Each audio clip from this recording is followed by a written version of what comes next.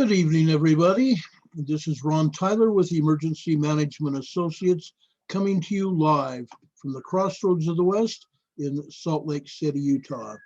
We want to welcome everybody here that is joining us in our chat rooms right now, and everybody that will be joining us during our program tonight, or who will be joining us on a delayed broadcast basis. We want to welcome all of you here with us tonight. We enjoy having you here, and we love to bring you the latest news that will affect our lives, Right now, we want to talk to you about what is going on with the coronavirus. That is the top news story of the day. And actually, it's probably going to be the top news story for quite some time to come. Today, as of just a short while ago, the total number of coronavirus cases is now over 300,000, 304,999, almost 305,000 cases. By the end of this broadcast, it will be well over 305 cases. Total deaths, 13,003. 13,003. That's not including everybody that has died in China, because China has not been truthful about that. We're going to be talking about it in a short time. Total recovery so far, 94,793. Total active cases, 197,203. Total number of closed cases is now at 107,796. Out of those, 94,793 have recovered. There's been 13,003 deaths. 13,003 deaths from the coronavirus. Here in the United States, total cases right now are 24,218. Total new cases, 4,836. Total deaths in the United States is now over 302. That's plus 48 in the last 24 hours. That includes a Glendale, California man who passed away this morning after having been fit as a fiddle. He'd gone all over the place, done a whole lot of stuff, and all of a sudden he came down with the coronavirus, and within hours he was gone. The case story is on the internet. You can look it up. It is a sad state of affairs. Glendale, California man died. He was 34 years old. Total recoveries in the United States so far, out of 24,200 cases, 171 recoveries. Total active cases, 23,745. 23,745. Serious critical is 64 cases. Total cases per 1 million population is 73 per 1 million population, but this figure is doubling every 2 to 3 days. Every 2 to 3 days, all of these figures double. Okay. Now, I told you we were going to talk about China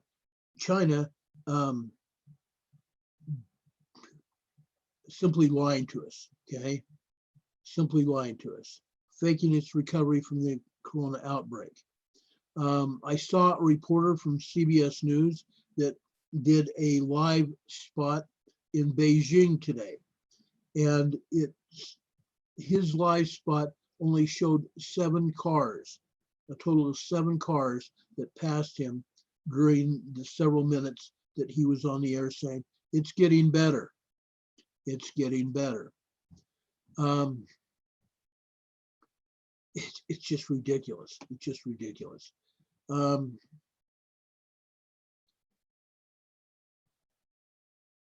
The story that I want to talk about is, according to reports from the Chinese government, the worst of the coronavirus outbreak in the communist nation has passed, and even the hardest hit regions have started returning to normal. Those reports are being disputed by local Chinese officials who say the government is using deceptive measures to create the appearance of business as usual, normal business activities. You can't trust much information from the Chinese government, and really, honestly, we never have. According to reports from the Chinese government, the worst of the coronavirus outbreak in that communist nation has passed, and even the hardest hit regions have started returning to normal. Those reports are being disputed by local Chinese officials who say the government is using deceptive measures to create the appearance of normal business operations and productivity, according to the Chinese media outlet Caixin. Caixin is a media outlet in China. Back to normal? For the first time since the coronavirus known as COVID-19 was discovered, China has reported no new infections for the past couple of days. The number of new reported deaths has been in the single digits. But then again, they have not reported accurately the number of people with the virus, and they have not reported accurately the number of people that have died. As a result, some of the businesses in China that were forced to shut down have begun reopening, and some travel restrictions have been lifted, although that is creating some new issues, including a fear of imported COVID-19 cases. It's not what it seems. Although the Chinese government, well known for concealing and manipulating information, would obviously prefer that the world was seeing signs of strength and recovery. That might not be the case. Chinese whistleblowers tell Caixin that they're working to create an appearance that things are back to normal when they're not. Beijing has spent much of the outbreak pushing districts to carry on business as usual, with some local governments subsidizing electricity costs and even installing mandatory productivity quotas.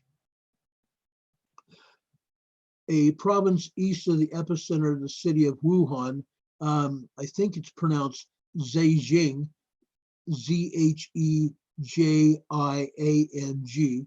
Zhejiang, claimed on February 24th that it had restored 98.6% of its pre-coronavirus work capacity. There's no way I'm going to believe that.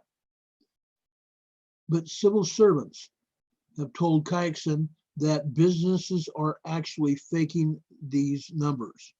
Beijing had started checking Zhejiang business electricity consumption levels, so district officials ordered the companies to start leaving their lights on and machinery running all day to drive the numbers up. One civil servant said businesses have reportedly falsified staff attendance logs as well. They would rather waste a small amount of money on power than irritate local officials. The reported number of coronavirus cases worldwide has now surpassed the number that China had originally reported. And Italy alone has more reported deaths than China, despite having nearly 40,000 fewer reported cases. It doesn't make sense. It just does not make sense.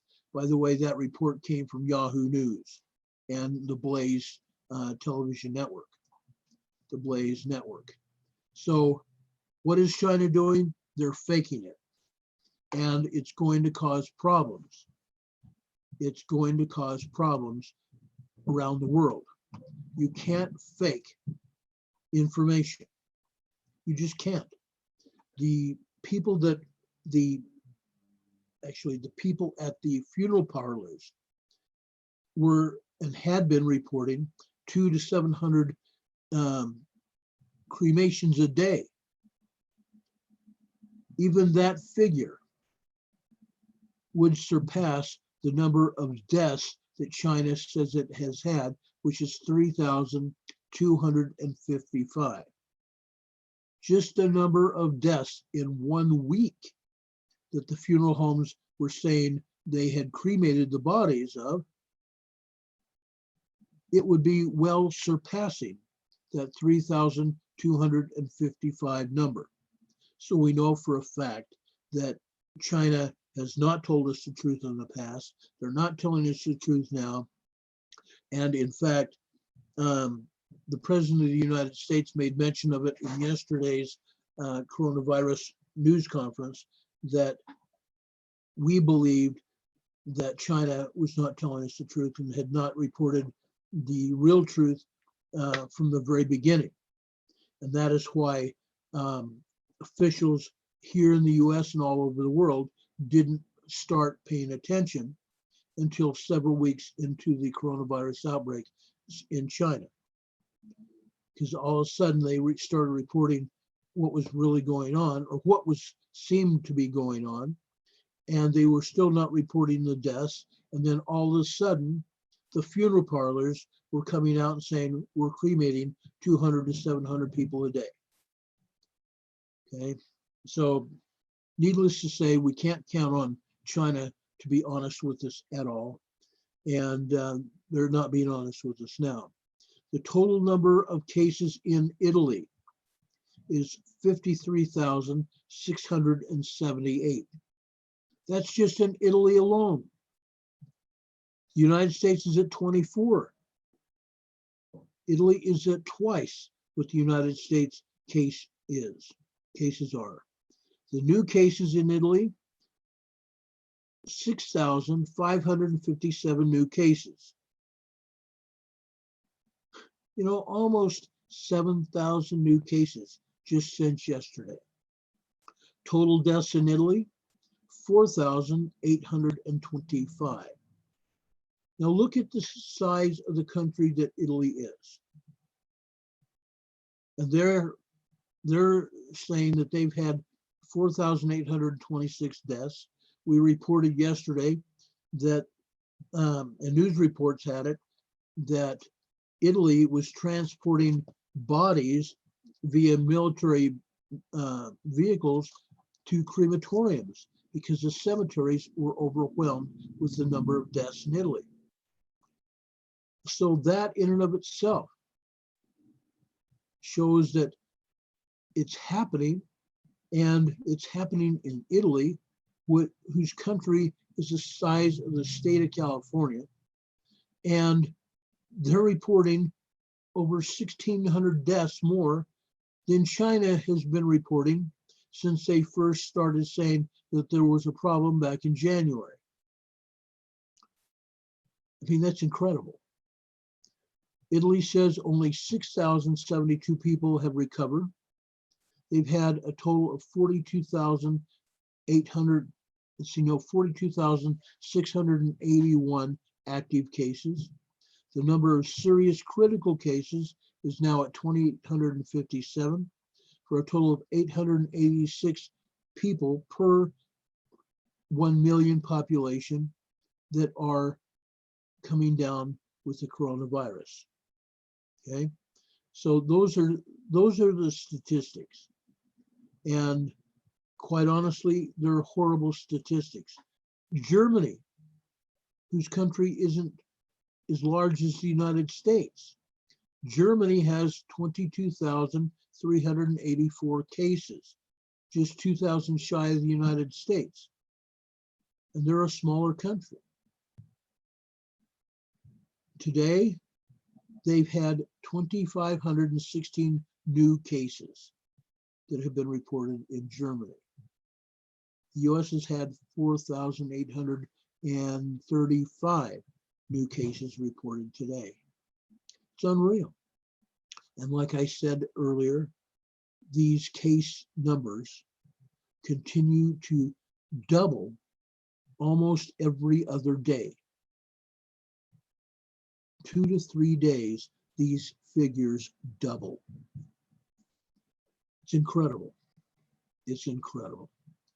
South Korea who's had a huge, huge problem with the COVID-19 virus. South Korea has a total number of cases of 8,799, over 147 new cases today. Total deaths in South Korea are 102. New deaths, 8 more new deaths today. Total recovered in South Korea is 2,612. Total active cases in South Korea, 6,085. Serious cases, 59. It's incredible, folks. And I could go through statistics from statistic to statistic by country and show you what's going on. My ancestors' homeland of Sweden has 1,770 cases, 131 cases extra today. They've had a total of 20 people die of the coronavirus, and 4 of those were today. They've had 16 people recover, total active cases of 1,734. Unreal. Unreal. They have 71 cases critical. And I could go on and on. But I wanted to bring you those statistics to let you know exactly what is going on with the coronavirus. I hate to bring those numbers out, but we have to tell you about it. We have to tell you about it. It's critical that everyone is aware of what is going on. It is critical that everybody knows what's going on. Now,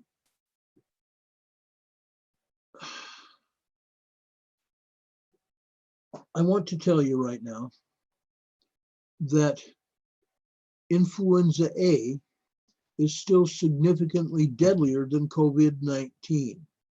And we're not going to know the validity or effectiveness of our own response until we have hindsight, to guide us. But we do know this, that it is more serious than people wanted to admit even a few short weeks ago.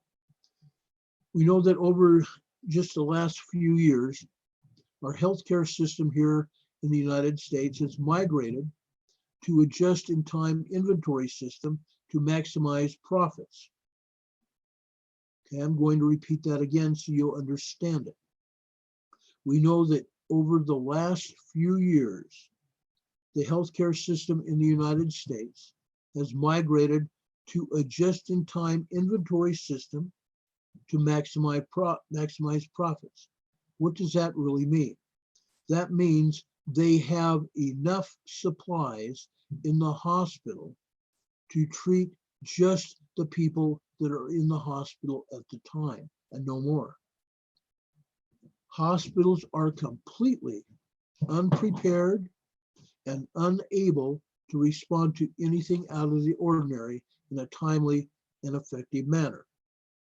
Now, what we have come to find out just in the past week, is that hospitals here in the United States and even all over the world are not keeping up with what is going on. States and cities are begging for supplies. They're begging for protective masks for hospital employees. They're begging for respirators and ventilators to save people's lives. Okay? They don't have it. They don't have it. Fortunately, most hospitals are starting to see an increase in equipment and drugs to be able to treat the patients that are there. But our healthcare system overall is not keeping up. it's not able to respond to anything out of the ordinary in a timely and effective manner. We know that most states range between 2 to 4 hospital beds per 1,000 people, and that oftentimes only a third of them are available. Less than that are available for advanced pulmonary support and isolation. In one case, that meant 10 available beds that could handle advanced pulmonary support and isolation for a population of more than 200,000 people. 200,000 people. And yet every day, the numbers climb.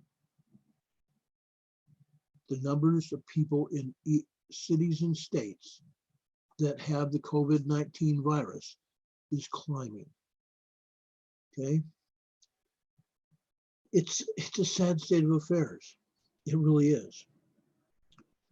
We know that many hospital systems who have been run more and more by accountants and administrators with no patient contact have been caught flat-footed, are in shock.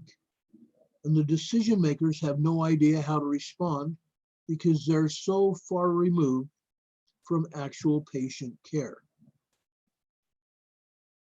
The administrators have been telling the doctors what to do and how to do it so that the hospitals try to make money. Of course, that's why businesses stay in business, is to make money. What I'm saying is that these hospital administrators, while it's good to make money, is it actually good for people to die at the hands of accountants, at the hands of these administrators? Now, some are just getting around to telling employees how to protect themselves and patients.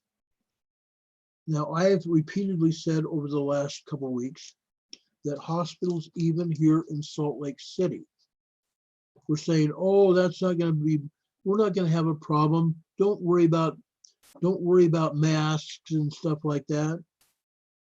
And now they have huge problems and they're scrambling. Employees are scrambling for a surgical mask or an N95 mask. One group of hospitals handed out a single N95 mask to their employees to use for the next year, and then told them to get their own if that wasn't enough. Do I believe it? Yes. Because I was told the same thing as an EMT.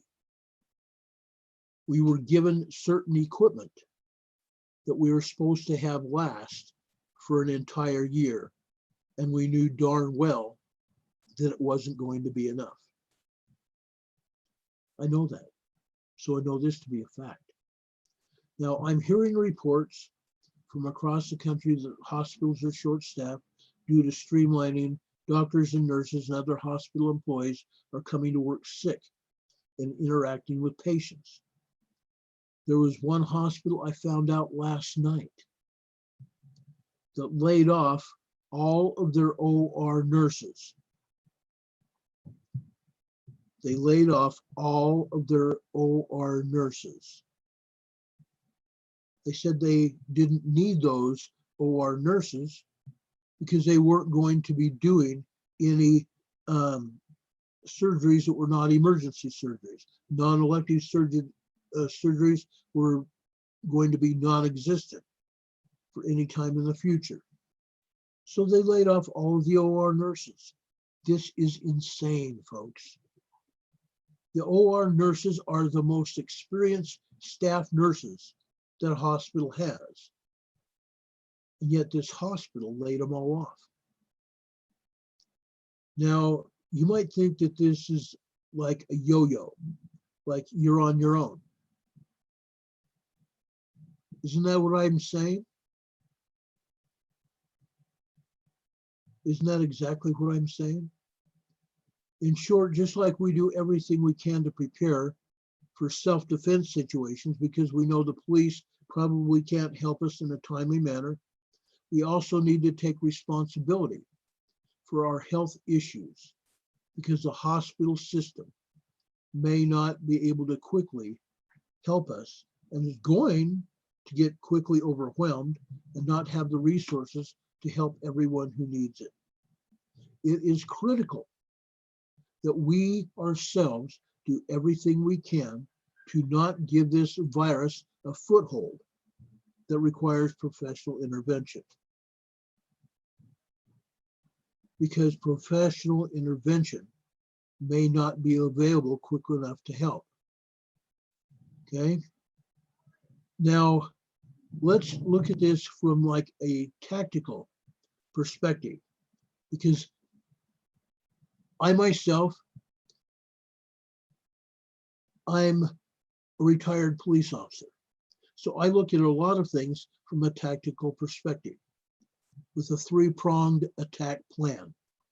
So let's assume you're minimizing nose picking and licking public toilets and that you're washing your hands often. Heck, I must wash my hands 15 or 20 times a day now. Okay, so first, we want to prepare our space by making our bodies as hostile of an environment as possible for the virus to gain a foothold. So one, we need to focus on sleep. Two, we need to focus on our diet, and I'll go more into that in a minute. Three, we need to focus on exercise and developing a discipline of calming ourselves at least a few times a day.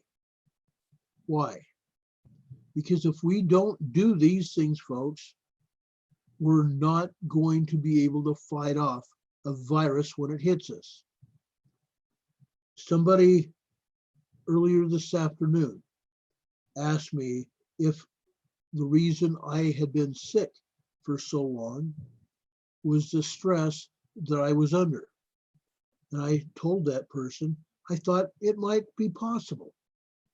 I believe now, once I've had a chance to think about it, it's very possible. Because I myself put myself under a strict workload of this, and this have to be accomplished today. And we have to have the most accurate information possible. Because I'm not going to be accused of fear-mongering or having false information. I refuse. Now, I know for a fact that we spend excessive time in the fight or flight mode, which makes us more susceptible to getting sick. But so does overtraining ourselves. So if you're a gym rat, for example, you may want to consider this to be a place where you can vent from the situations you've been preparing for and start tapering back a little bit. But no exercise is also bad. So make sure to do something. Make sure you get at least some kind of exercise. Today, I went out and walked for 4 blocks. Now, my respiratory system almost couldn't handle that. That was actually pushing my body to the limit. So maybe I'll cut back a little bit, but I'm going to be very careful with what I do and work up to what I think I should be doing. So let's say this, about roughly 30% of our population is completely sedentary and has not exercised or walked or done anything in quite some time. So if possible, each and every one of us need to try to make it outside to get some kind of sun exposure to fresh air. Fresh air will help us clear our minds and help our bodies be able to heal from whatever we're exposing them to. Okay? Secondly, we want to give our immune system the tools it needs to develop accurate threat profiles as quickly and accurately as possible. Now, why am I saying our immune system needs accurate threat profiles? What I'm saying is our immune system needs whatever it takes to be able to heal our bodies and to keep the bad stuff away from us. If we don't give our immune system, our body, the tools it needs to heal, one, heal quickly, and two, to prevent something from hitting us, it's going to mean we're going to get sick, and we're going to get very sick. Now, I talked, I believe it was last night, about people taking Advil versus Tylenol. And I told you what I have found out, my research has found out, that Advil will irritate your body and inflame your body, whereas taking Tylenol will not. But if you're taking Advil because your doctor says you should, check with your doctor first before changing. That's extremely important. But what I'm saying is we need to be cutting out all the inflammatory foods and other junk out of our diet. Now, this may suck because, like many of you, I do like a hamburger occasionally. But over the years, I've started cutting out more and more red meat. Rarely do I have red meat, but occasionally I will have a hamburger. And when I do, it's at home. I don't necessarily go out and have a McDonald's hamburger or a Burger King Whopper. We need to cut out inflammatory foods and other junk foods from our diet because it's going to make us sick. It's time to cut back on sugar, on grains, alcohol, artificial sweeteners, and non-foods, candy.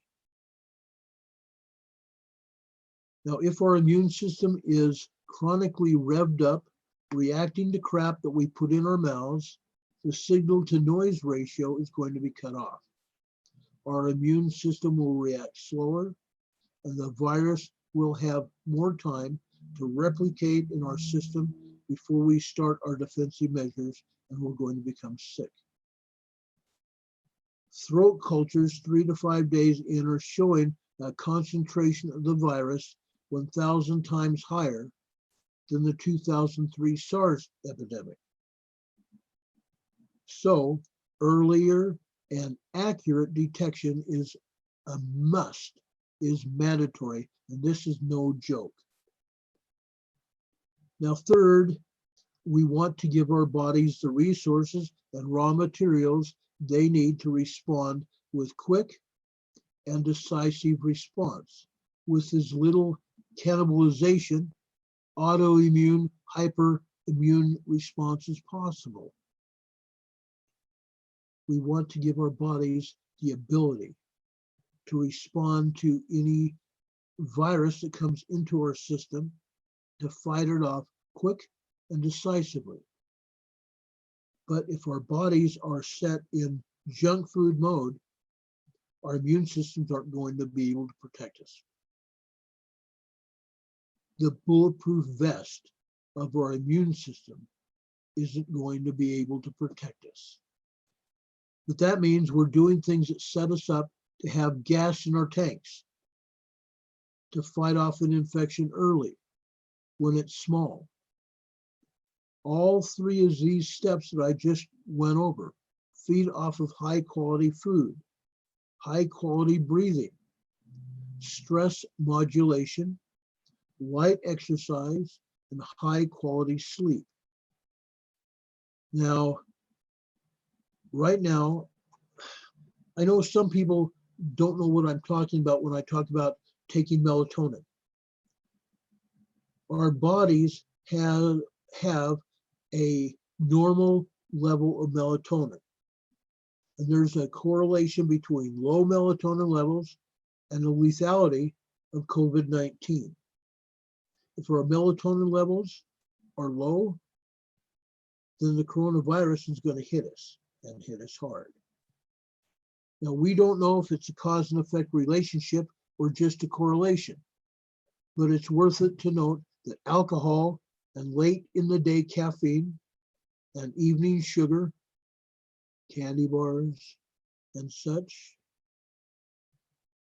cake, cookies. Am I hitting any fly balls here?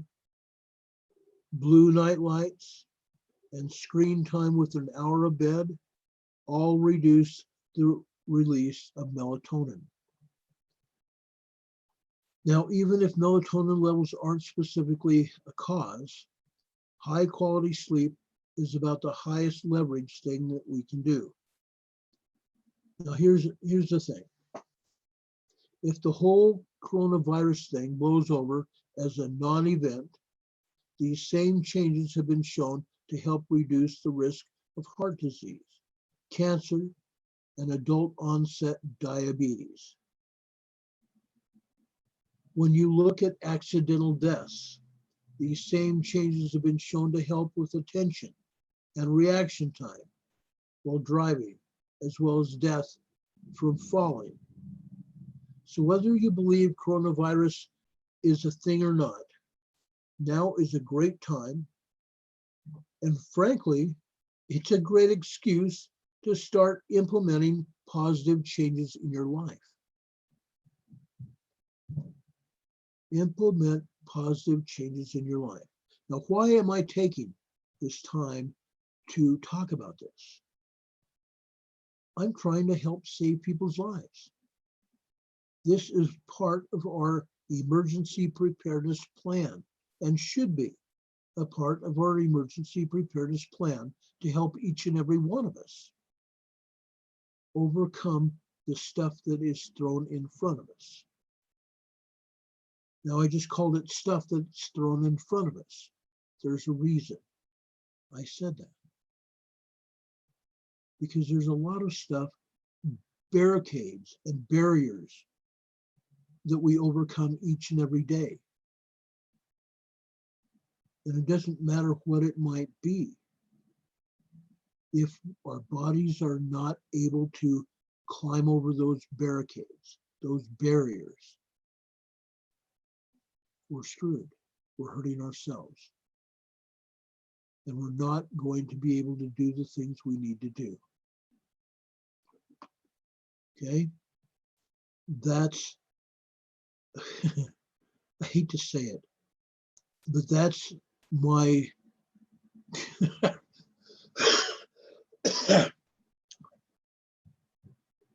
that's my speech, that's my sermon for you today. Try to put all these things into practice in your own life, and you'll be better for it. I promise you, you will be better for it.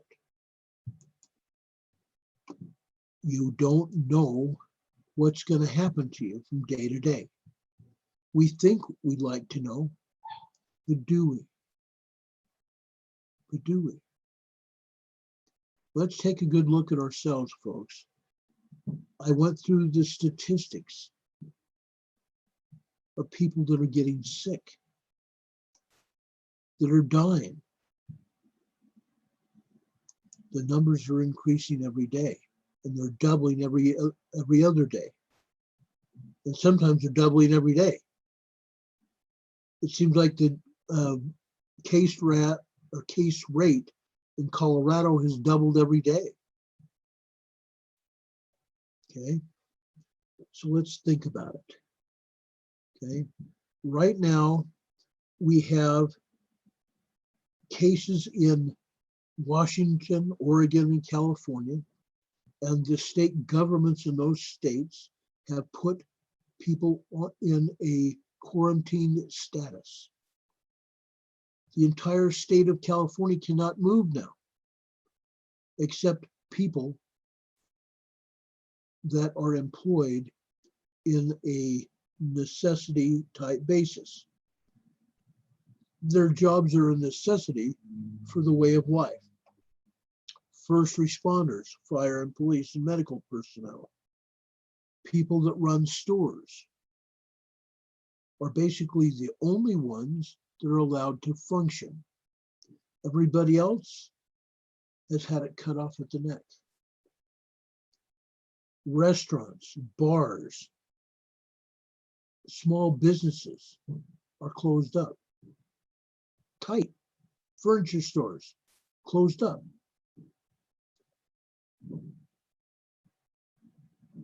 But they're not the only ones. Let's look over to the East Coast. Let's look at New York and New Jersey. And I'm told Connecticut is next. And I've also been told Maine and New Hampshire are in there. And I just found out that as of Tuesday, Illinois will be shut down itself. Illinois will be shut down itself. We see it happening more and more and more. Over, I believe it is,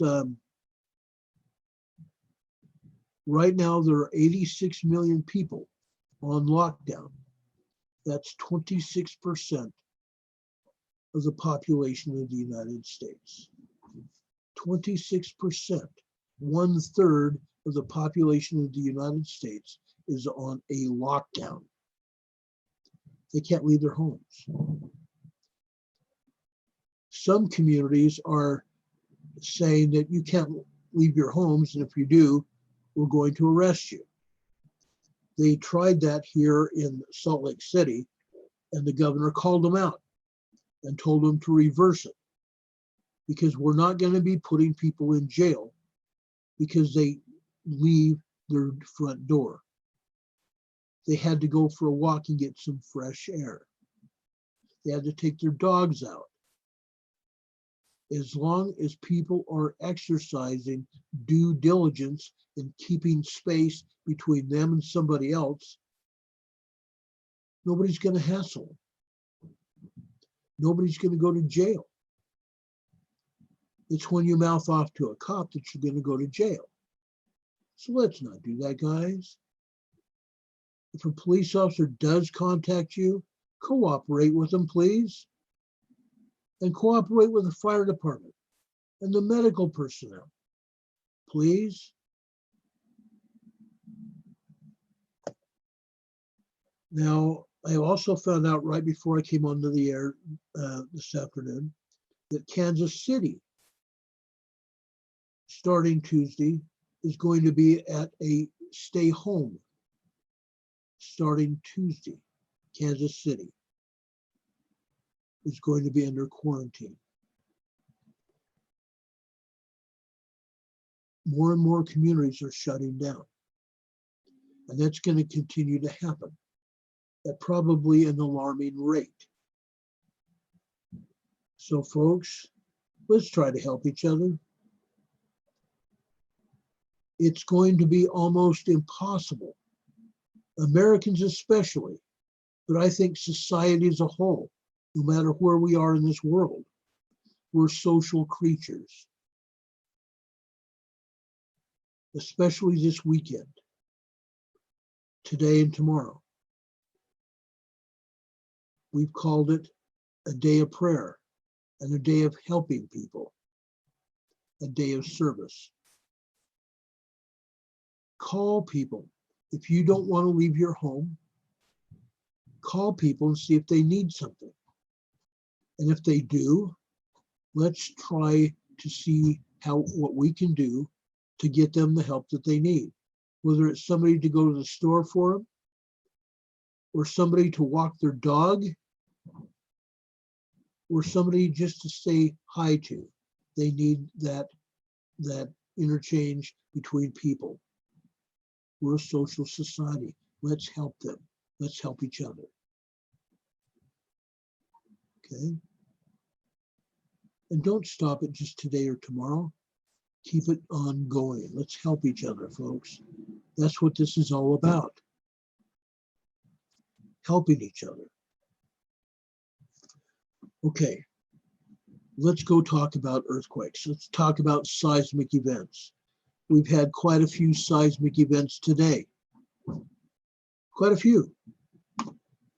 First off, let's go over to Guam, Micronesia area. A 5.0 magnitude quake, a large 5.0 quake, rattled the South Pacific 178 kilometers northeast of Rumung, Rumung, Rumung, Micronesia. Large earthquake hit Micronesia today over by Guam. It's not the only thing. In fact, let me bring up this map. Here on Emergency Management Associates, we use the USGS map, and we also use the EMSC, maps from the EMSC. Why? Because the USGS maps let us give you an idea of what is going on, where it's going on. But because the US government seismic agency does not report all the earthquakes that are going on, we have almost 300 earthquakes that have hit today. USGS is only telling us about 53 of them. Okay, there was this earthquake over in Micronesia we just told you about. Right now, earlier today, there was a large 5.0 magnitude earthquake that hit over here in Papua New Guinea today. 90 kilometers, about 50 miles north of Klunga, Papua New Guinea. Okay, so we had two large earthquakes there. Let's find out what else happened today. Let's go over here to Fiji. A large 4.9, 5.0. Now 4.9 is typically seen as a moderate earthquake, but knowing how the agencies are downgrading the earthquakes, I'm calling it a 5.0, a large 5.0 earthquake that hit 191 kilometers west-southwest of Rotuma Island, Fiji. So it was out in the ocean again. Now this earthquake, because it was in the ocean, had no effect with people on land. It might have rattled a few nerves if they felt it at all. If they felt it at all. Now, as you can see, over here in central Indonesia,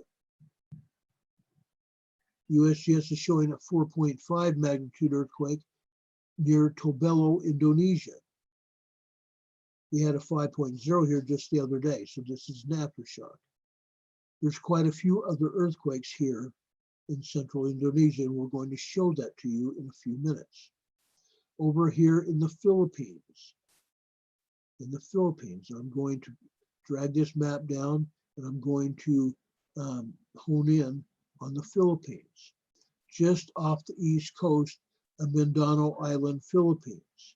We had a 4.7 moderate earthquake, 62 kilometers east-northeast of Caguet, Philippines. Okay, again, this was in the open ocean. Some 35 miles, maybe 37 miles east-northeast of Caguet, Philippines. So we have that. But like I said, it's not the only thing out there. It's not the only thing out there. Over here, just south of Java, in the open ocean on this earthquake fault, this fracture zone in the ocean, a 4.4 moderate quake hit 264 kilometers south of Kangen, Indonesia. This next earthquake is just south of the capital of Indonesia, Jakarta, 120 kilometers south-southwest of Kotanggung, Indonesia. And I know I'm butchering it. I tried to pronounce it, but I showed you where it's at. We had another earthquake today over here in Tajikistan. Tajikistan has been hit by moderate quakes lately. I want to say at least the last 3 or 4 days. And today was no exception. There's a 4.1 magnitude earthquake over here, west-southwest of Rushigal. I think that's how they pronounce it, Rushigal, Tajikistan. Okay. Now we had a large earthquake yesterday over here near Parga, Greece. Today we had a 4.1 moderate earthquake near Parga, Greece. This is an aftershock.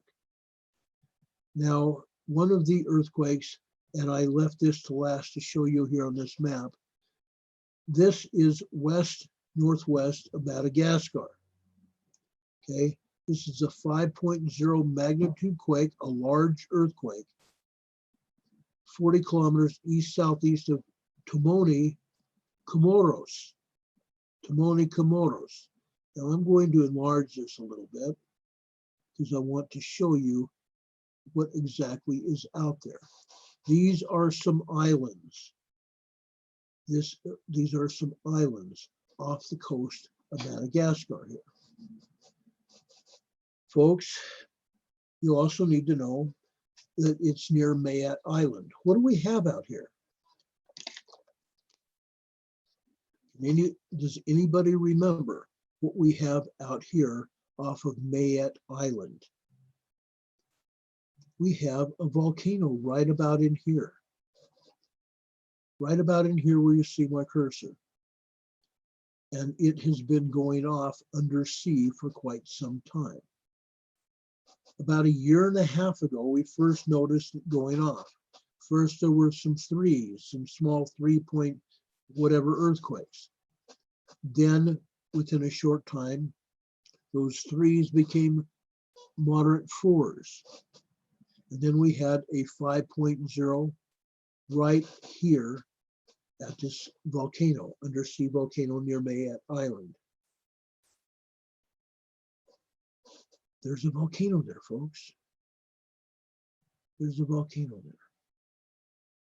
Now, it should be known too that at first USGS said, oh, that's not true, that's not true. And all of a sudden they had to eat their shorts on it. They had to eat their words. When it was proven that there was a volcano out here and that large earthquake that they had was a result of that volcano erupting underneath the surface of the water. And it's still erupting down there, okay? It's been off and on. I think this earthquake may have had something to do with it as well. Just a word for the wise, okay? This is something that Dutch pointed out to everybody, and everybody attacked him over it. Yeah, everybody attacked Dutch over it. Go figure. It's unreal. It's unreal. All right, let's go over here to the south of Chile. A 4.4 moderate earthquake hit down here, 52 kilometers southwest of Chonchi, Chile. Okay, Chonchi, Chile. Now I will enlarge this map and show you that it hit right offshore. Right offshore. Okay. Now you see it even, well, you see it even better now. Hit slightly offshore. Now this is only a 4.4. It probably didn't do any damage. And this earthquake up here near Vinchina, Argentina, or the Argentine-Chilean border, right here, Argentine-Chilean border, a 4.1 hit, 92 kilometers west-southwest of Vinchina, Argentina. Now, I'm going to drop this map and I'm going to show you the map that the EMSC has. And I'll show you where the earthquakes are, because it's definitely what the USGS wants to tell us is definitely not the way it is. Okay, I have a couple messages here I'm going to just quickly check.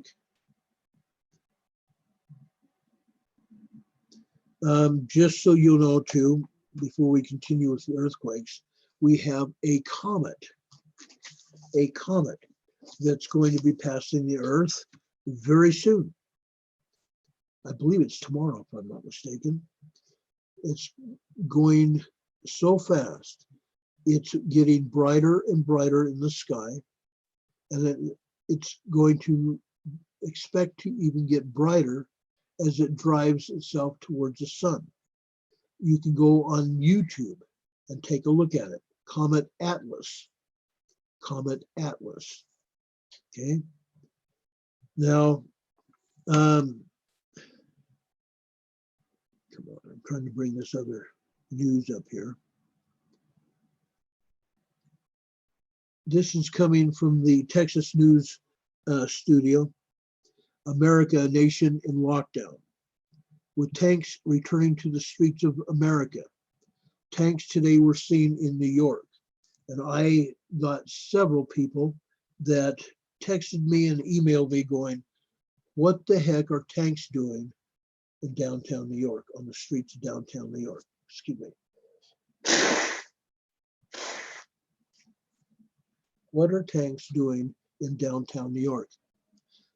We told you the other day that the National Guard was being called up to help the local governments and states to enforce the lockdowns. Now, I put word out about this and I was called on the carpet about it. Oh, this isn't true.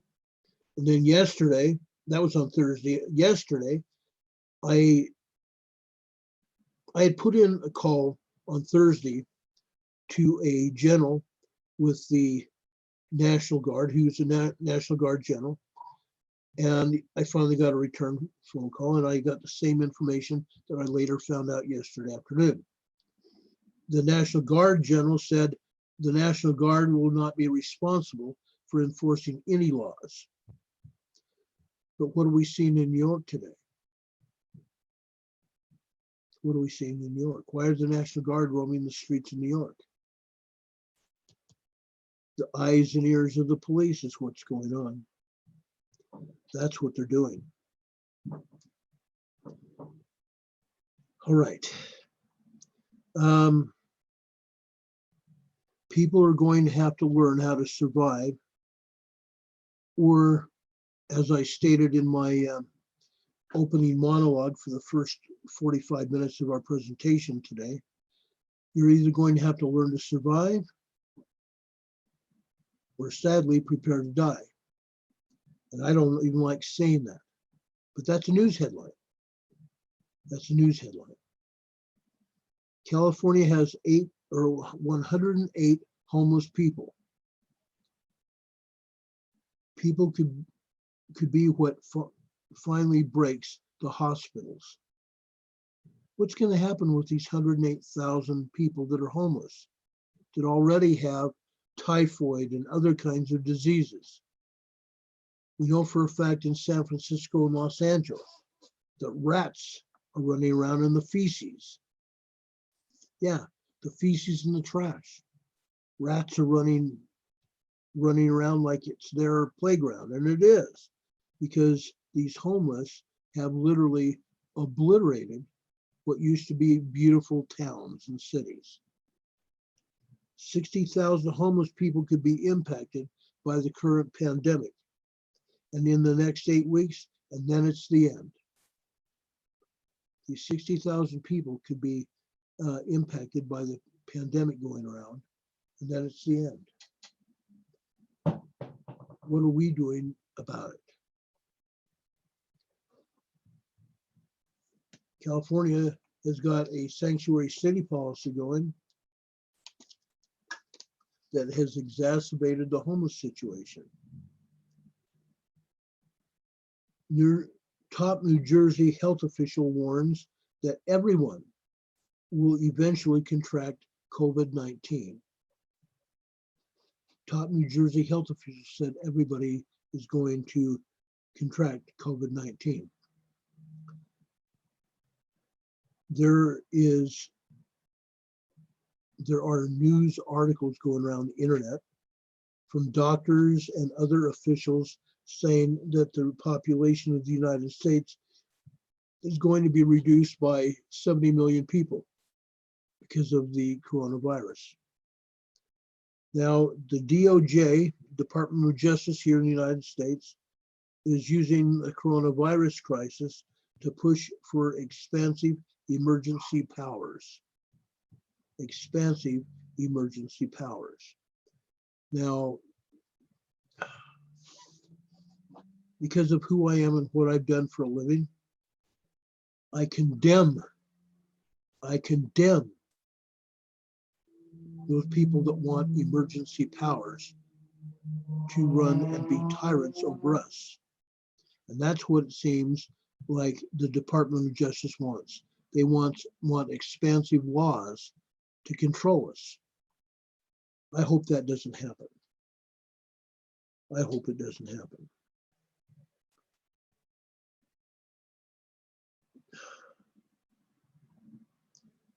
President Trump is, well, you guys have seen it. You've seen the stock market just crash, literally, and it went down again yesterday. But President Trump is considering halting all stock trading to keep the economy from crashing. If the economy crashes, our country is in a world of trouble. And so are the economies of any country in the world. Okay? They're talking about grounding all flights, either in and out of any city or state, grounding all air travel. That wouldn't surprise me if that happens. We've got to do something to gain control of this virus. We've got to stop its progression. Just checking one more thing, and then we're going to bring up the other map.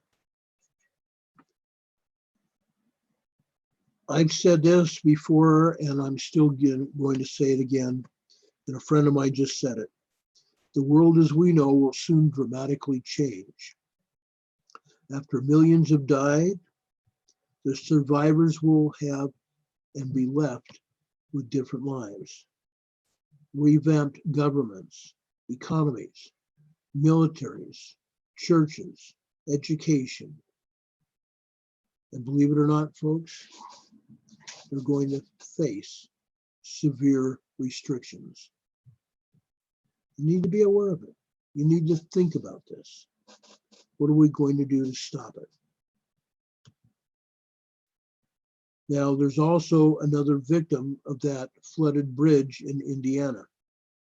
The bridge was washed out, and there have been severe flooding, and now a sixth person has been found as a result of that flood in Indiana. Okay, enough of that for now. Let's go over to the other earthquakes, and I'll show you just briefly what is going on.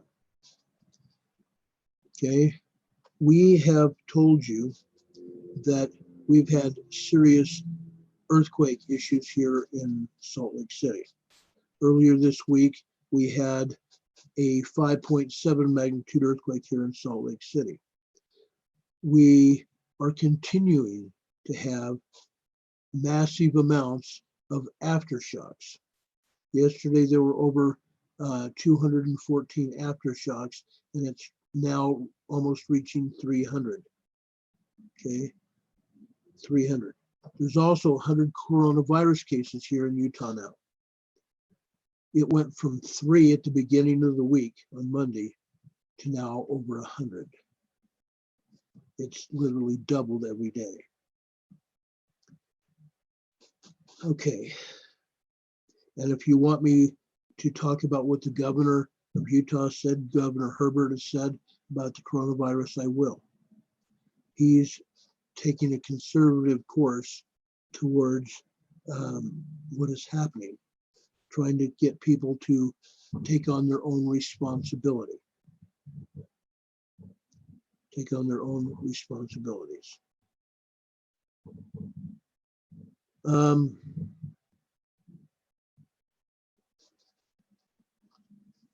Well, I'll talk about this another time.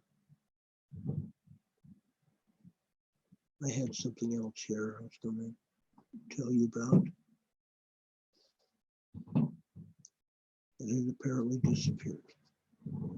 Darn it.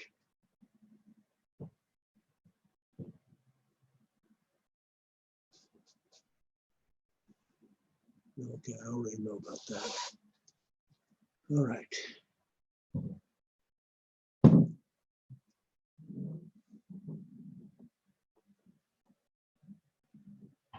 Okay, let's go back to earthquakes.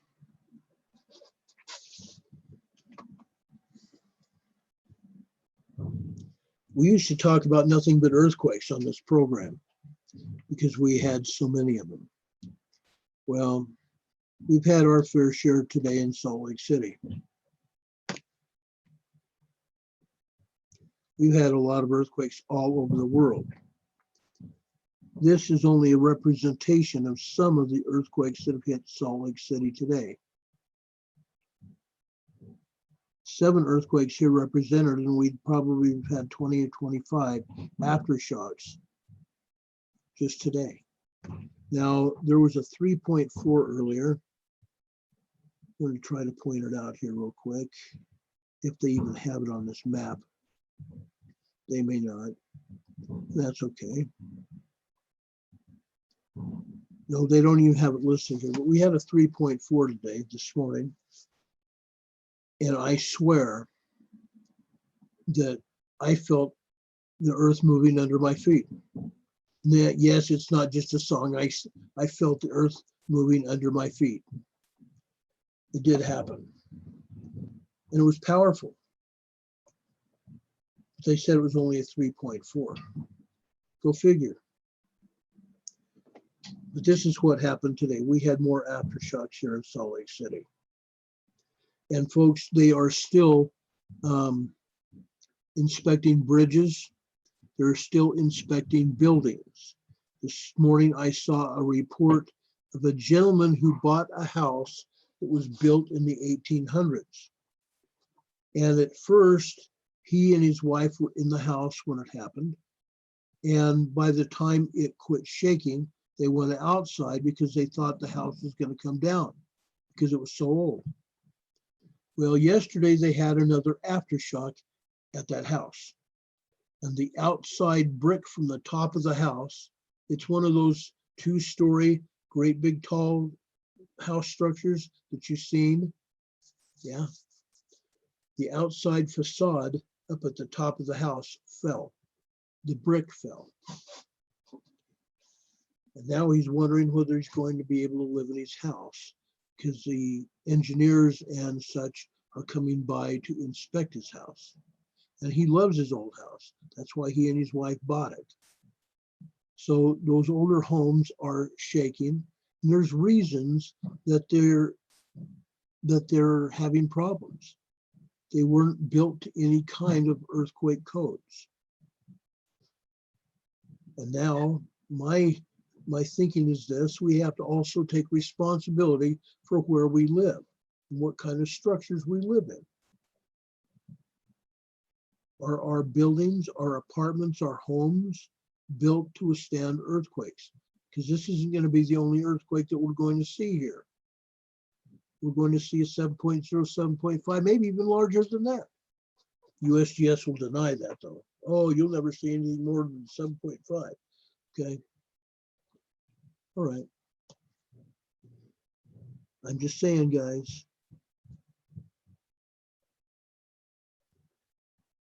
Okay, we told you a little bit ago, I just got a memo that we told you a little bit ago about the Italian numbers of people with COVID-19, the numbers of death. Italy has now claimed that this is a record high single-day death rate in the Italian history. So that's happened. All right.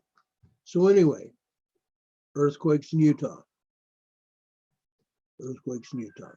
It's not the only thing going on here. It's not the only thing. we failed to talk about Hawaii yesterday, so I'm going to go and take a look at Hawaii today. Okay. First off, over on the central west shore of the island of Hawaii, we have a 2.78 magnitude earthquake near Kaikuakona, off the coast of the Big Island. Okay, and you see where the fracture zone is off the coast. Where is that earthquake? Right there near the fracture zone, just off the west coast of Hawaii, the central west coast of Hawaii. Okay, now let's go over here to the other side, to Pahala. Let's go over to Pahala. What is happening at Pahala? Remember we told you that there were swarms of earthquakes happening at Pahala, that scientists were saying that Pahala earthquakes were coming from magma beneath the surface, and that magma was heading towards Kilauea. Today, there's a 2.01 Pahala. Around there at 1.93, a 2.00. Okay, north of there, we still have a swarm there. What do we have? We have a 2.12, 1.9, a 2.0. We've got 2.02, 1.94, 1.9, 2.13. Before these were all ones. Now there's ones and twos in Pahala.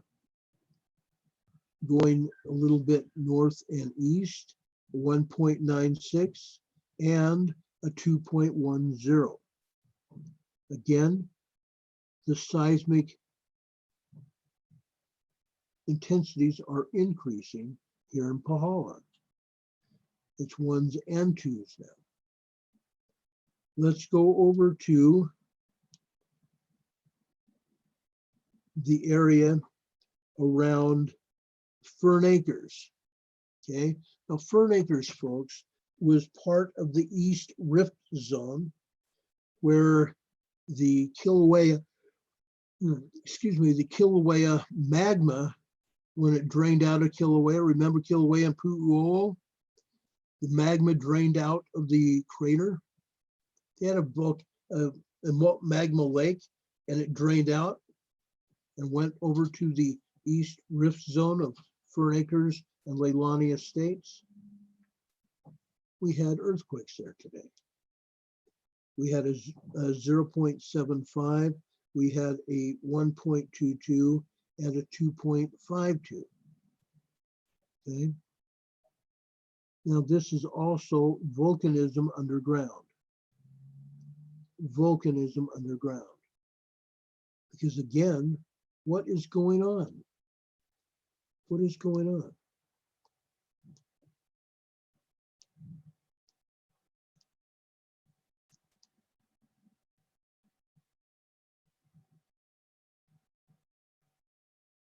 We have volcanoes. Folks. And what are they doing? They're recharging. These volcanoes are recharging. And we still have vents. We have 24 fissures that opened up between Fern Acres and Leilani Estates. 24 fissures. And several of those fissures have now gotten names as volcanoes. The locals have given those fissures names because they're now listed as a volcano. Okay, so we need to keep an eye on what's going on. We need to keep a close eye on everything going on.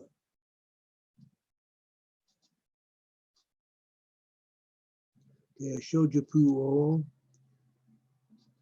Kilauea is there.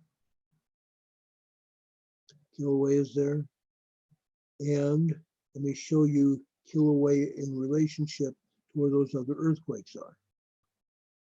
Kilauea is up here, and further west further east and north is where these other earthquakes were. Now, we don't have any earthquakes around Mauna Loa or Mauna Kea. That's a good thing. That's a very good thing. All right. I still want to go over here and show you, we talked about Fiji, but we didn't say anything about New Zealand. The North Island of New Zealand has had a lot of earthquakes. The South Islands had a few as well, down here in the south, and one up here in the area of New Zealand. But what's up here? What is this one up here? This one is over near the Kermadec Islands. This is a moderate 2.2s, 2.68 over at the tip of the South Island. Okay, 2.37. Then down here at the southern tip, we have a 2.77 and a 2.59. Okay, so New Zealand got rocked around a little bit. Not bad. They've had fives. They've had fives over there. Again, we had a 5.0 over in Papua New Guinea today. We had another 5 up in the islands of state of Yap, Micronesia, up near Guam.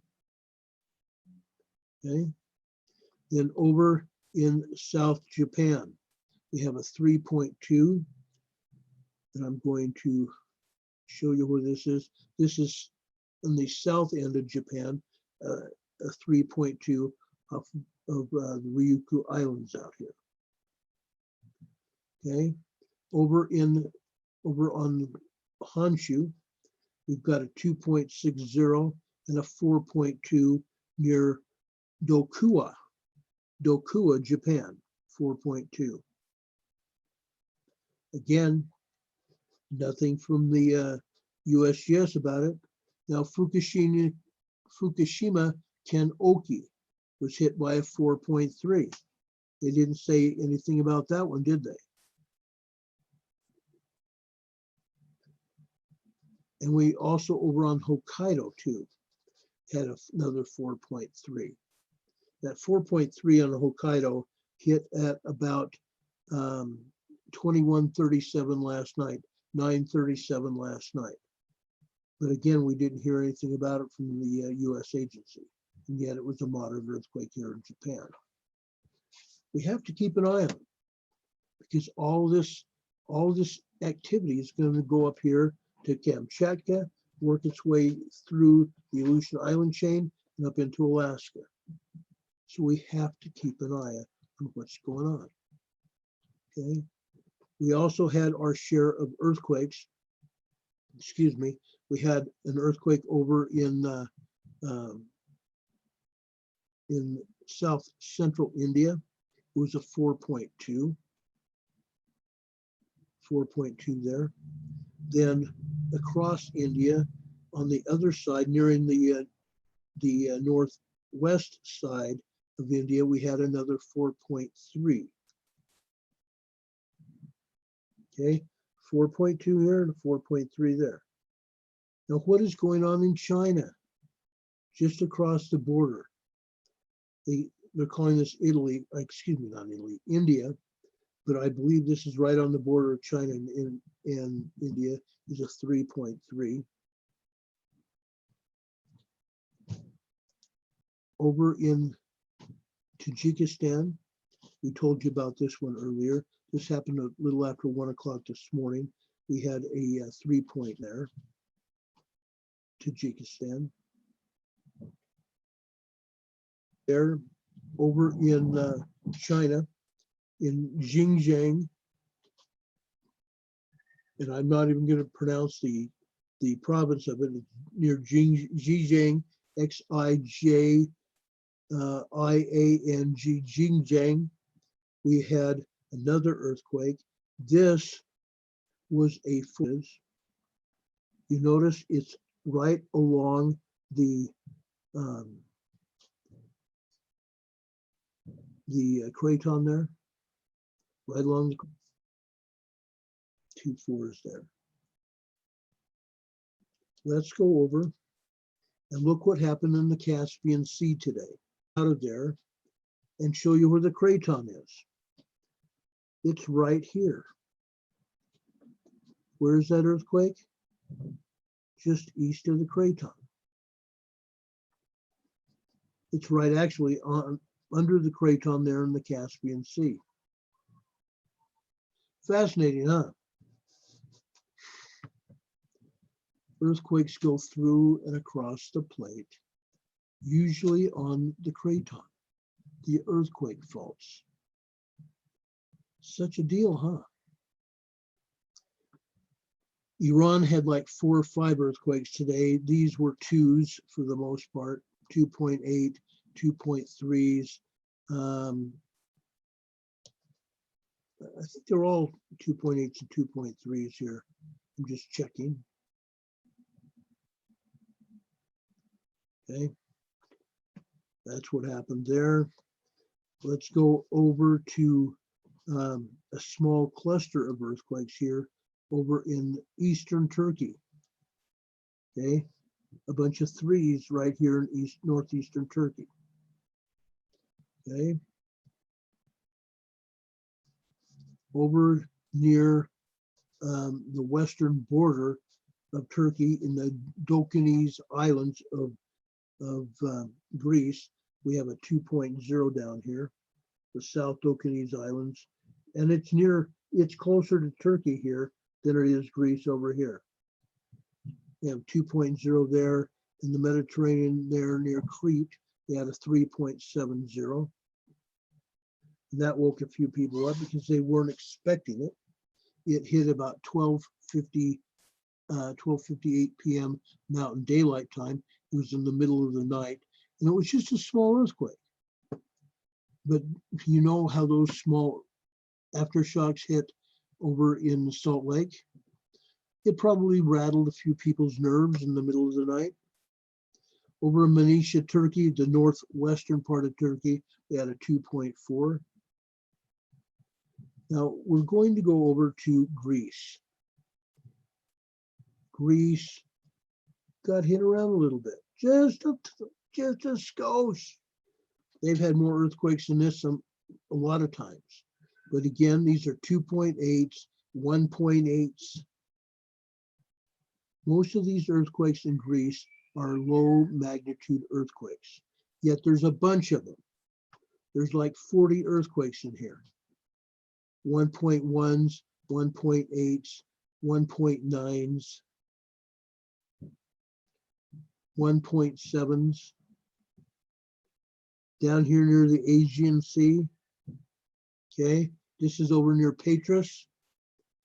1.2, 0.9, 0.7. The Aegean Sea here near Patras. And then over at the northeast or northwest end of Greece, we have still 1.9s and 1.49s. Then we go out to the western islands of Greece, we have a 3.0. And that's pretty much typical. I don't know why the outer islands, the western islands of Greece, usually have 2.5s and 3s. It just happens. Okay, it's no small wonder really, because every one of these islands out here has been made from a volcano.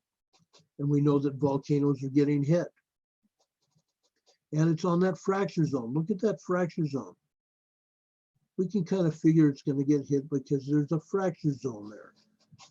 That's where seismic energy accumulates, is on the fracture zones. Okay. Up here in northern area of Europe here, this is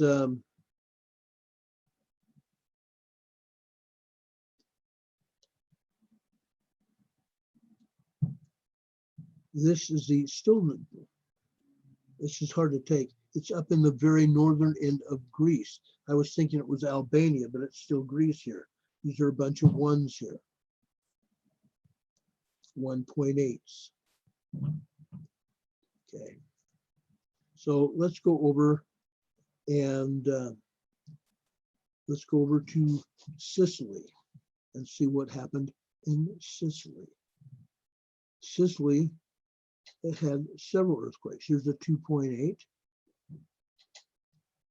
and a 2.3 and a 2.0 in Sicily. Now we need to say that Mount Etna and Stromboli here on the island of Sicily are still erupting. Both Stromboli and Mount Etna are still erupting. Over in the southern part of Italy, Poplia had a 2.2, and over here in Valle Campania had a 2.0. A 2.2 over here and a 2.0 right there in southern Italy. Okay, you can see that 2.2 and a 2.0 right there.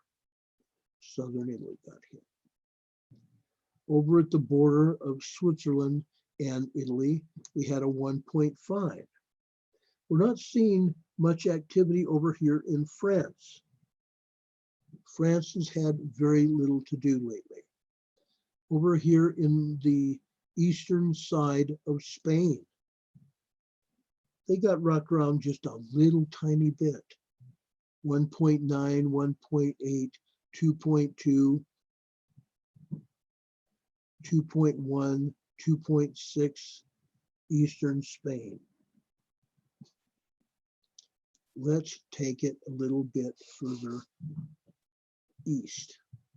Excuse me, west. This is west. Over in the Azores, Cabo de San Vicente, a 2.1. We had a 4.0 here in Cabo de San Vicente, Azores, the Azores. Over in Morocco, we had a 3.8 just across the ocean there from the Azores. We had a 3.8 over here in Morocco. Then the Canary Islands got hit, didn't they? We had a 2.9 and a 2.4 in the Canary Islands. Lately, the Canary Islands have lit up with these minor earthquakes.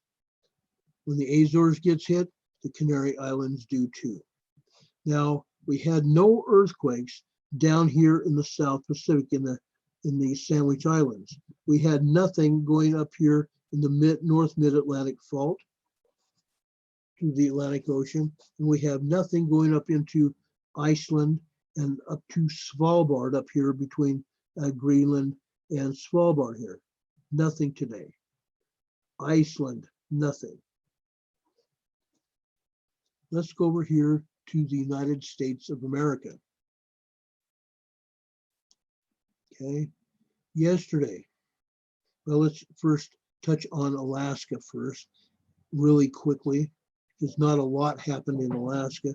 We still have ones and twos throughout Alaska, but let's look here at Mount Redoubt. We had a 1.1, we had a 1.1, a 0.1, and a 1.0, and another 0.5 near Mount Redoubt. We had a small swarm of minor earthquakes around Mount Redoubt and to the north of Mount Redoubt. Okay. Look at the swarm that's still over and around Anchorage, Alaska here. Look at the small swarm here. It's still there. It's still getting hit. And then I want to point out just north of Mount McKinley, we had a 1.1. Mount McKinley here, just north of there, 1.1. And that whole area around Denali, a bunch of ones. all around Denali, Denali National Park. And we still have a swarm going north of Denali. Okay, what are these? 0.9s, 1.1s, 2.10s. They're still minor earthquakes all around the northern part of Denali. We had nothing up here at the Arctic Circle again. Nothing crossing the Arctic Circle. Not a thing. Let's go down here to the Pacific Northwest, off the coast of Oregon today, off the coast of Bandon, Oregon.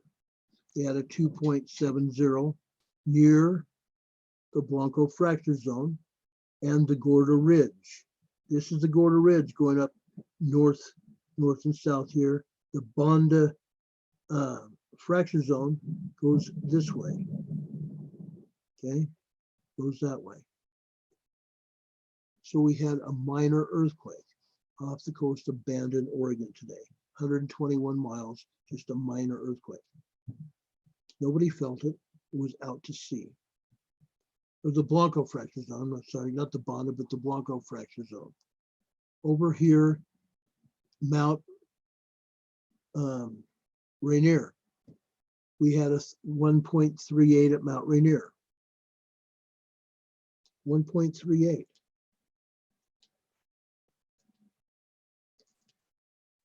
And it was at the summit. It was at the summit. Now, that wasn't the only one. We actually had two there. We also had a 1.38 and a 1.23 at the summit of Mount Rainier. Again, what are these minor earthquakes doing? These minor tremors are helping fracture that plug in the top of the volcano, that cork in the top of the volcano. That's why Mount Rainier is continuing to steam. Those earthquakes at the top of the volcano caused by magma are fracturing that plug, and we're getting steam out of Mount Rainier. Look at Mount St. Helens. Well, glory be, we have another earthquake at Mount St. Helens. And where is this, folks? This is also at the summit. It's a 0.76. When I saw this today, I'm going, it's not stopping, folks. It's continuing. It's a minor quake, and it's at the summit of Mount St. Helens. It happened at 7:44 this morning. I first saw it just after 8 o'clock when I woke up. Now, south of there, in Portland, near Portland, Oregon, we have a 1.52. Oh gosh, I wish it wouldn't do that. A 1.52 near Portland. Going down the coast. We get that one off of Bandon, Oregon here, off the Blanco fracture zone. We see what has happened over at the geysers. The geysers are still going. We know the geysers. That's typical. That's typical to see earthquakes at the geysers. Sonoma County. Now let's find out what happened over by Incline Village, Lake Tahoe area. Incline Village had a minor earthquake there on the north side of Tahoe. North of there, up near Sun Valley, Nevada, another minor quake is 0.1. North of there, near Cold Springs, we had a 2.5. And Cold Springs is not Cold Springs. It's actually a very hot spring. Okay. But should we talk about Carson City? What happened in Carson City? A 5.0 in Carson City, they downgraded to a 4.5. But look at the earthquakes, the aftershocks. It was not a 4.5, folks. It was at least a 5.0 or greater. You don't get this kind of aftershocks from a 4.5. Come on, USGS, get your heads out. Get your heads out. Look at the swarm around Carson City, Nevada. Okay. Now these, they're 0.1s, 0.4s, 0.5s, 0.7s, Indian Hills. That's where that earthquake hit. It was in Indian Hills. Okay. There's a lot of ones there, 0.5s, 0.5s, 0.8s. Let's tap out this 10. A lot of them, a ton of them. And what do we have here, folks? What do these look like? They're not just caverns.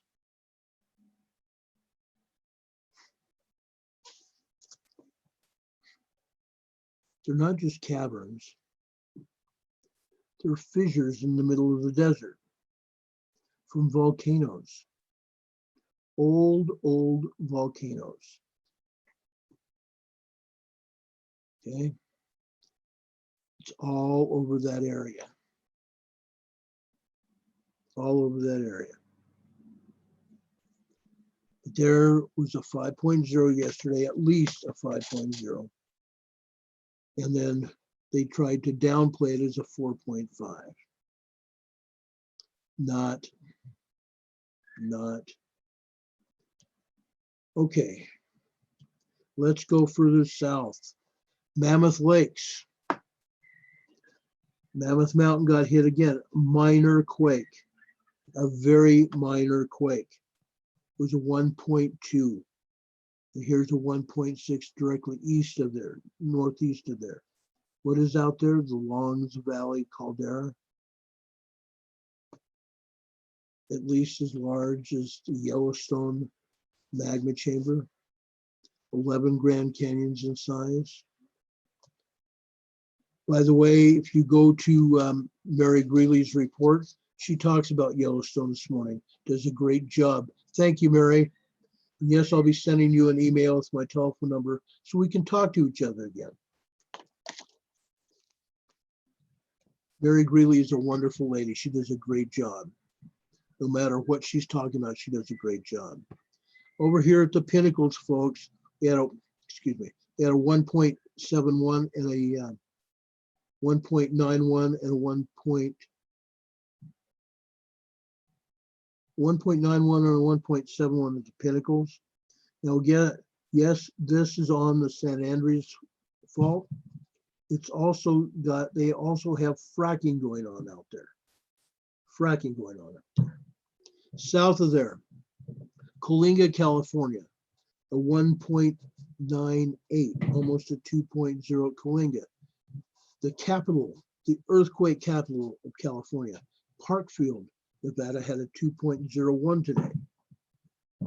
Parkfield almost always gets hit. Now we have an earthquake out here near Boot Jack, California. This area is subsiding. It's subsiding. It's going lower and lower and lower. Now, why do you think that is happening? It's called fracking, folks. It's fracking. But Mammoth Lakes had a 1.2 today. Goldfield, Nevada, 0.5. Good old Goldfield. There's gold in them, their fields.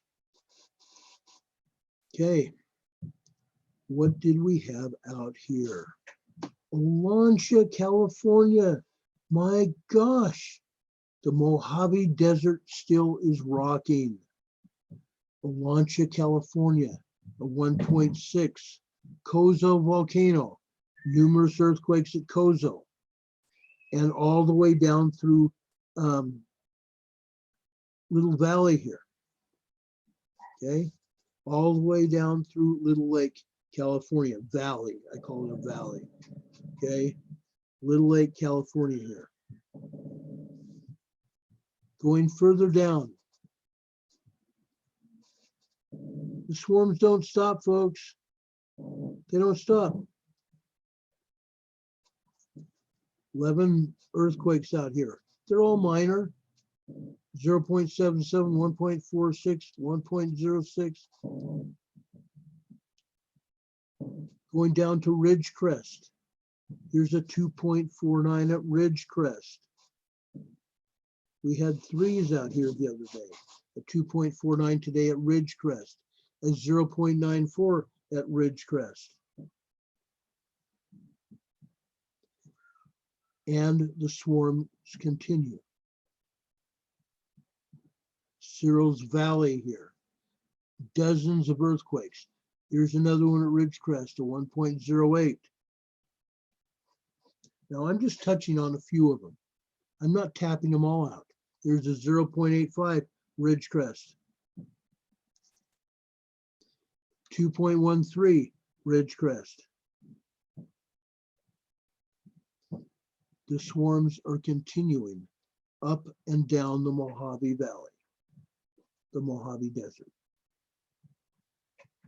Okay, all the way from Olancha, 65 miles north of Ridgecrest, and all the way down Searles Valley and Ridgecrest, all the way. Boron, California was hit. That's south of the Garlock Fault out there. You can see the Garlock Fault here, how it goes. Okay. Boron, California. Down here south of there, Mount Baldy, 1.09, north of Los Angeles here. Pico Rivera, 1.47. Pico Rivera is a nice little town there.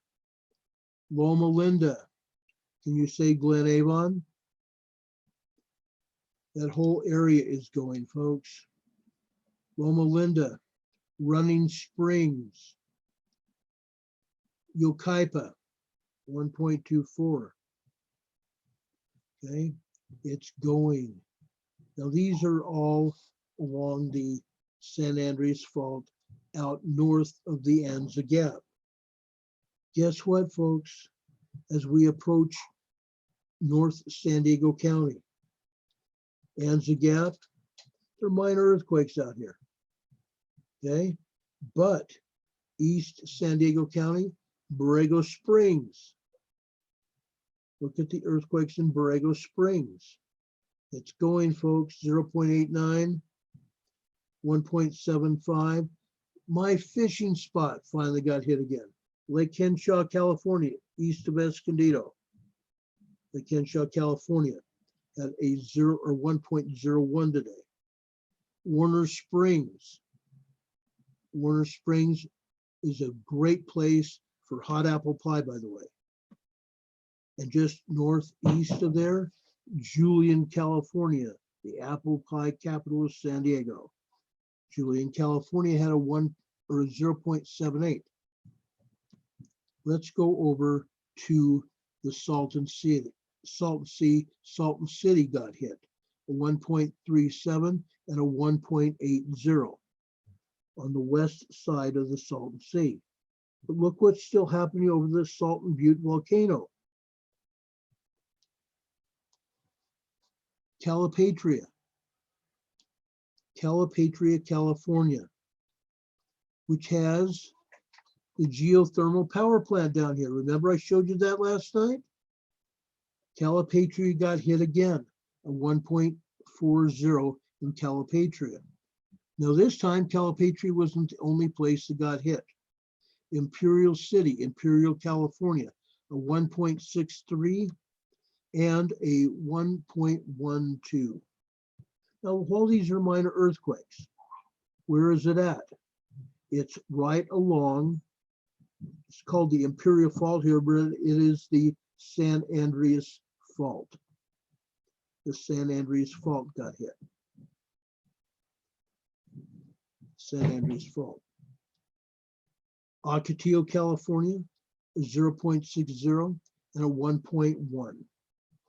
So all over Imperial Valley, they had earthquakes, folks. They had earthquakes. From north to south Imperial Valley, they had earthquakes.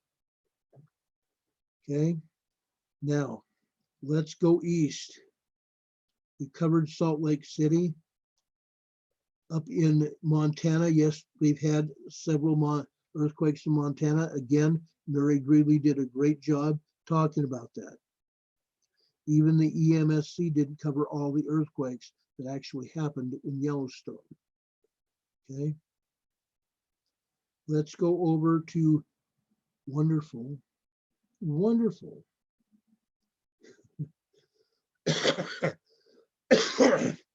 Excuse me. Wonderful. Gold-free Oklahoma. Again, gold-free Oklahoma usually doesn't get hit, but other places east of there does. The gold-free Oklahoma had a 1.91 today. 1.91 in central Oklahoma. Mentone, Texas had a 3.0. Southwest Texas had a 3.0. That is also in an oil and gas fracking area. Mentone, Texas got hit today. Okay. Now, we didn't have any more earthquakes over here on the eastern part of the United States or Canada. Nothing got hit. Kind of surprising, huh? Over in Puerto Rico, before we leave, let's talk about Puerto Rico. Excuse me. Dominican Republic got hit. Over on the eastern side of the Dominican Republic, earthquake after earthquake, going from northwest to southeast, 3.7 in the southeast, 3.0, and also another 3.3 on the north side. Over into southwestern Puerto Rico. They continue to see swarms in southwestern Puerto Rico. And that's going to continue. That's going to continue. Now, northwest of Puerto Rico, remember that 6.3 that hit last August? Remember that 6.3 earthquake that hit last August? This one is a 3.14. A 3.14 near that same area. Now that was the same time that Hurricane Maria hit. Same time. Okay. So that's what happened there. Now we've given you the world in less than an hour. How about that?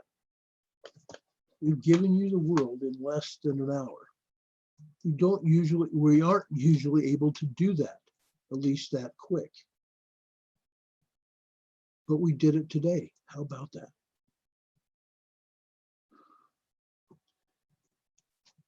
Give us an hour and we'll give you the world. I remember when the cable news network started doing that.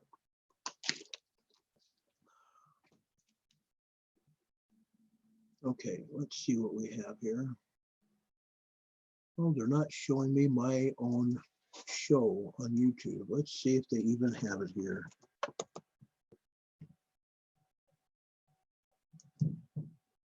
Usually I can bring up YouTube here and it automatically shows the Freedom Revolution Network, shows my show. But they're not showing my show again today. Yes, they are too. Yes, they are too showing my show. Thank you, YouTube. Thank you for not cutting me off. We appreciate that. But they're not showing the chat. Now that's weird.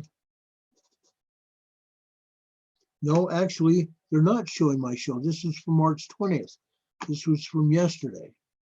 They're not showing my show at all. Now, why are they not doing that? Well, I'll be darned.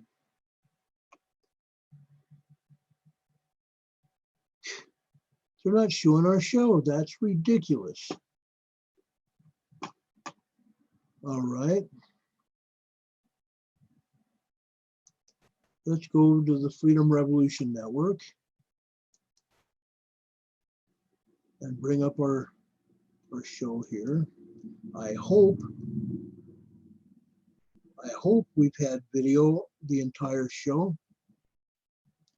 We should have, according to everything that I saw, bringing up our show on Zoom. It showed that we had everything going on.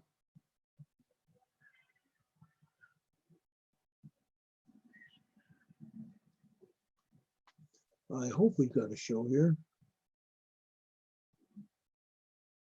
I think we have a show here.